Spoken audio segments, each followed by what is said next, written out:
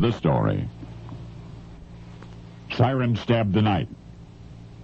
Police cars were everywhere, spitting lurid light. And Monk was running faster than he had ever run in his life, his heart hammering in his ears like a Tommy gun. Hide, he sputtered to himself with every gulp of air. You can't outrun them, just hide. And so, rounding a corner, he dove into a crawl space beneath a house. The man would surely never find him there, he thought. But the sirens grew louder, and from his awkward vantage point, Monk could see what he imagined were squad lights blinking back at him from little pools of rain in the street.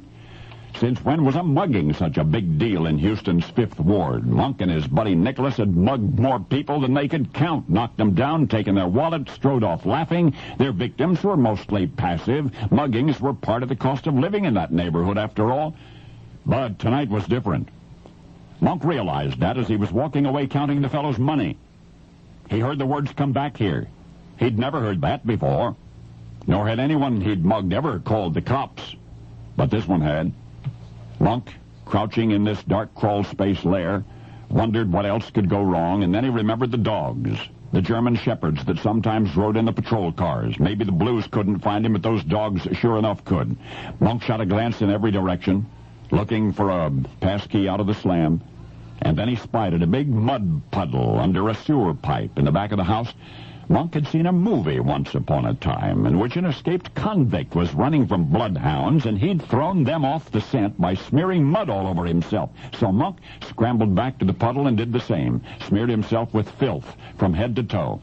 And as he sat there, thus anointed, waiting for the angel of death to pass, it struck him he was just like that convict in the movie. They had both run from dogs. They had both rolled in slop. "Oh, God in heaven," Monk said out loud in the dark. "I am a criminal." No, that elementary observation had not occurred to him before that very moment. Stealing was just one of the things you did to pay for cigarettes and cheap wine and cab fare to visit your girlfriend across town. It was what you did to show you were tough. There was no right, no wrong about taking somebody else's money in the street, at least not until tonight. But there, under a house in Houston, Texas, a 15-year-old boy's life of crime came to an end, and a new life began. Monk, whom the cops never did find, never stole again, but he found another way to show that he was tough. He showed the whole world, in fact, and even unto this day. All that remains of the teenager nicknamed Monk, who knocked folks down for a couple of bucks, is an echo in the brain of the man he became. A remarkable, resilient heavyweight champion named George Foreman. But you were sitting ringside for his most important victory.